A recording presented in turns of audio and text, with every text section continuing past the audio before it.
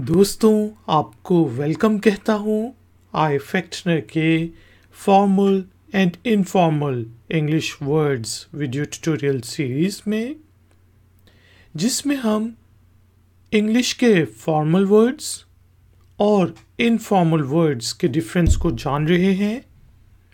हम ऐसे वर्ड्स को डिस्कस कर रहे हैं जिनका मीनिंग तो सेम होता है, लेकिन एक को हम फॉर्मल इन्वायरमेंट में यूज़ करते हैं और दूसरे को हम दोस्तों के साथ या फिर स्ट्रीट में या फिर इनफॉर्मल पार्टीज़ में इनफॉर्मल इंग्लिश बोलते हुए यूज़ करते हैं।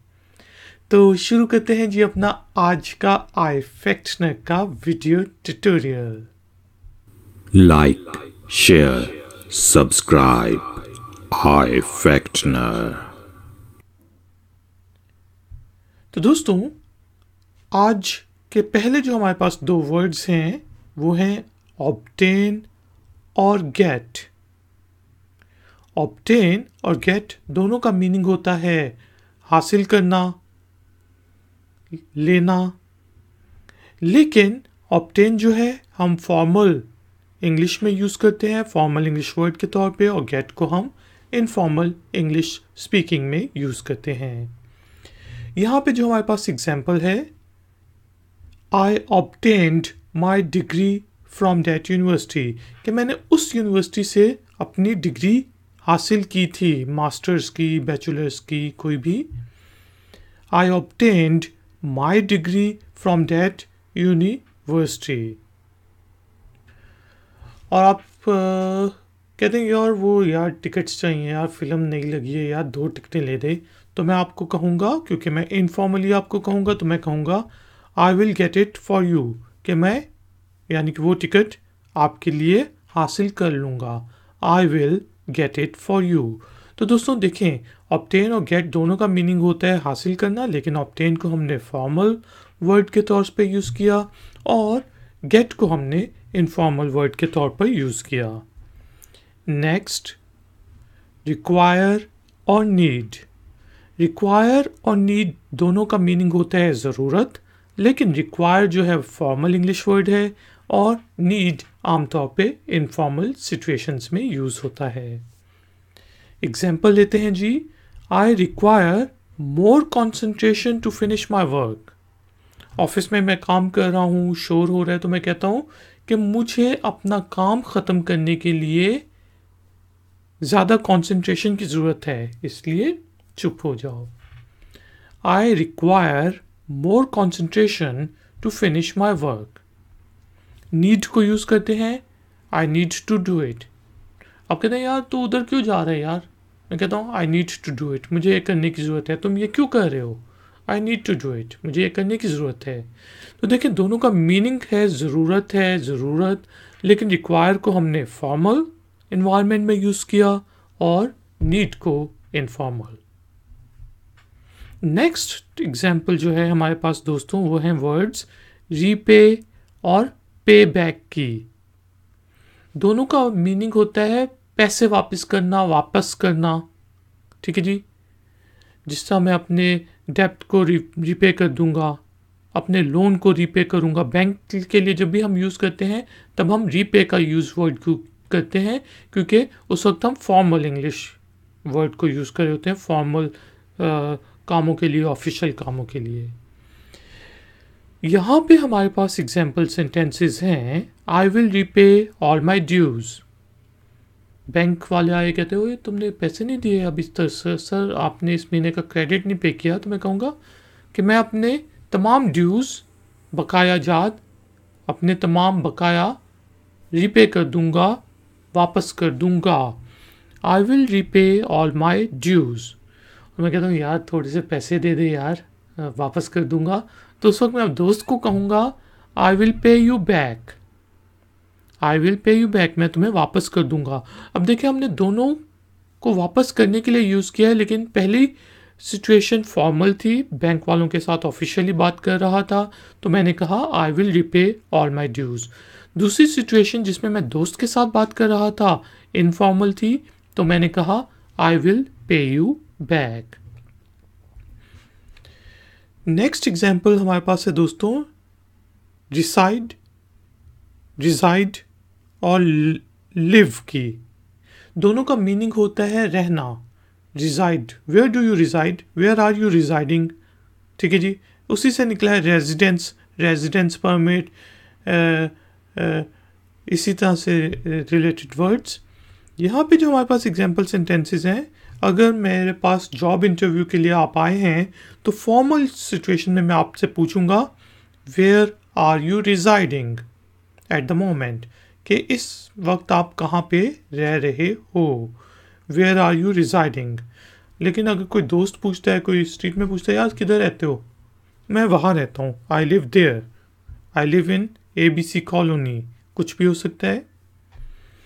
तो रिजाइड और लिव दोनों का मीनिंग होता है रहना, लेकिन रिजाइड ज़्यादातर फॉर्मल इंग्लिश वर्ड के तौर पे यूज़ होता है, और लिव इनफॉर्मल इंग्लिश वर्ड के तौर पे यूज़ होता है, क्योंकि लिव को हम लाइव भी कहते हैं, यार लाइव टीवी देखते हैं या लाइव मैच देखते हैं, तो स्पेलिंग सेम होते हैं लेकिन वो होता है ब्राय रास्त। अच्छा जी, नेक्स्ट एग्जाम्पल हमारे पास दोस्तों हैं एलूड और गेट अवे। दोनों का मीनिंग होता है बचना, यानी कि पुलिस से बचना, पुलिस को झांसा दे के निकल जाना। लेकिन एल्यूड जो होता है वो हम फॉर्मल सिचुएशंस में यूज़ करते हैं, और गेट अवे जो है इनफॉर्मल इंग्लिश वर्ड के तौर पे यूज़ होता है।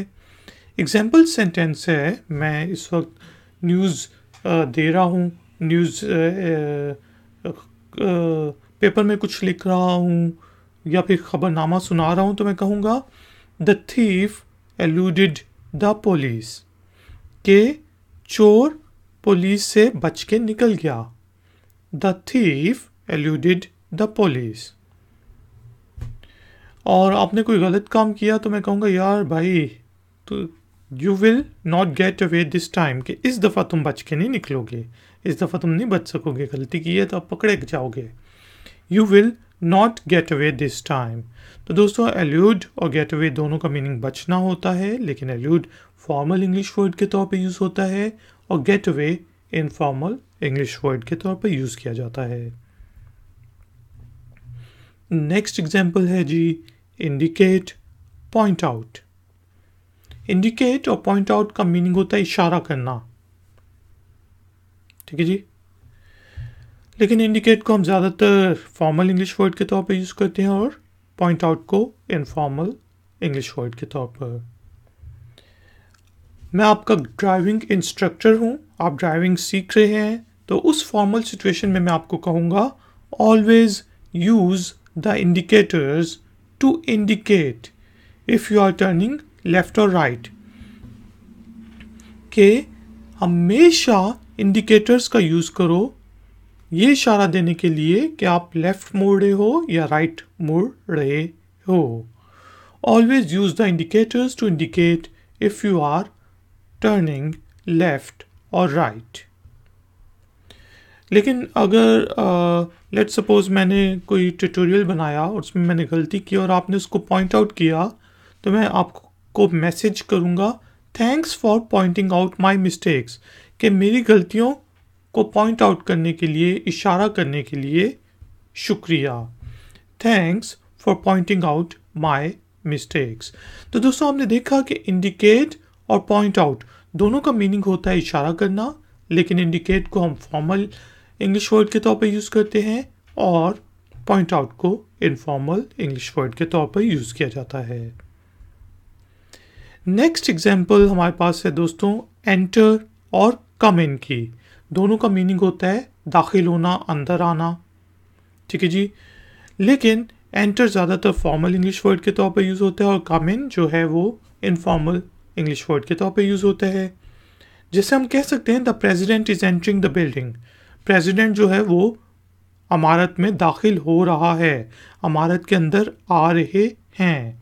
The president is entering the building. लेकिन आप कहते हैं यार मैं अंदर आ जाऊँ तुम्हारे कमरे में, मैं कहूँगा या कम इन, अंदर आ जाओ, कम इन। तो दोस्तों आपने देखा एंटर ज़्यादातर फॉर्मल इंग्लिश वर्ड और कम इन इनफॉर्मल इंग्लिश वर्ड के तौर पे यूज़ होता है। मीनिंग दोनों का होता है अंदर आना। इसी तरह हमारे पास दो वर्ड्स हैं एनर्जेटिक और लाइवली, दोनों का मीनिंग होता है एनर्जी से भरपूर, जिंदगी से भरपूर, जिंदगी से भरा हुआ। लेकिन एनर्जेटिक ज़्यादातर हम जो है फॉर्मल इन्वायरमेंट्स में यूज़ करते हैं और लाइवली को इनफॉर्मल इन्वायरमेंट्स में यूज़ करते हैं। अब लेट सपोज मैं एक जॉब इंटरव्यू या जॉब एप्लीकेशन लिख रहा हूँ किसी जॉब के लिए, तो मैं उसमें लिखूँगा I am N energetic individual, कि मुझ में एनर्जी से भरपूर मैं एक फ़र्द हूँ। I am N energetic individual.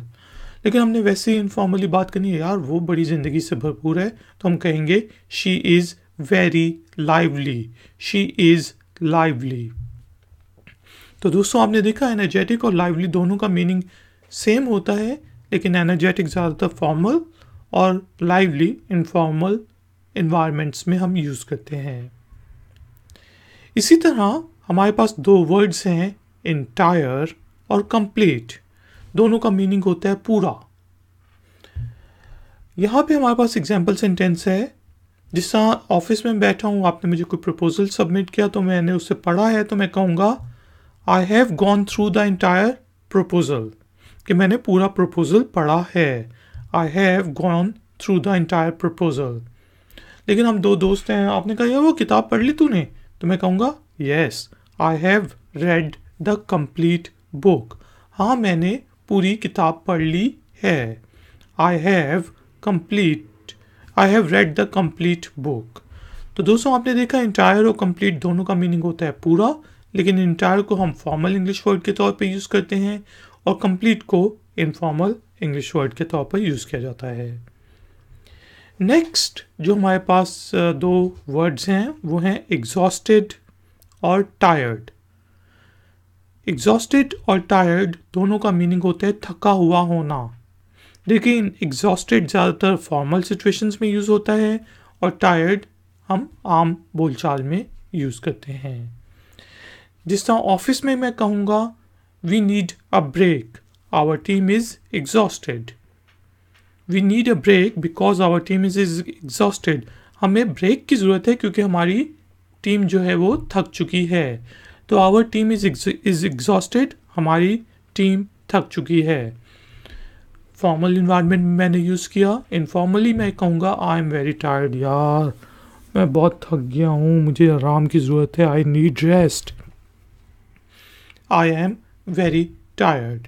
तो दोस्तों आपने देखा वर्ड एग्जॉस्टेड और टायर्ड दोनों का मीनिंग होता है थका हुआ होना, लेकिन एग्जॉस्टेड को हम फॉर्मल और टायर्ड को हम इनफॉर्मल स्पीकिंग में यूज़ करते हैं। इसी तरह हमारे पास एग्जाम्पल है जी हेस्ट और हरी। हेस्ट और हरी दोनों का मीनिंग होता है जी जल्दी करना, जल्दी में जल्दी। जिस तरह मैं कहता हूँ कि यार ये आपने मुझे पॉइंट आउट करते हैं आपके इस ट्यूटोरियल में ये गलती थी, तो मैं कहूँगा oh I translated it wrong in my haste, कि मैंने अपनी जल्दी में इसको गलत ट्रांसलेट किया। I translated it wrong in my haste. जबकि इनफॉर्मली हमने किसी पार्टी में जाने में आपको कहूँगा hurry up we are getting late, जल्दी करो हमें देर हो रही है। Hurry up we are getting late. तो दोस्तों आपने देखा वर्ड हेस्ट और हरी दोनों का मीनिंग होता है जल्दी करना, लेकिन हेस्ट फॉर्मल और हरी जो है इनफॉर्मल इंग्लिश वर्ड्स के तौर पे यूज़ होते हैं। तो दोस्तों ये था हमारा आज का आई फैक्टनर का वीडियो ट्यूटोरियल। प्लीज़ वीडियो को लाइक ज़रूर करें, शेयर ज़रूर करें और चैनल को सब्सक्राइब ज़रूर करें।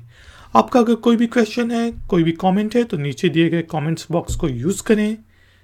मैं आपसे मिलूंगा एक और नए वीडियो ट्यूटोरियल में। Until then, take care, keep learning, keep enjoying. Good day.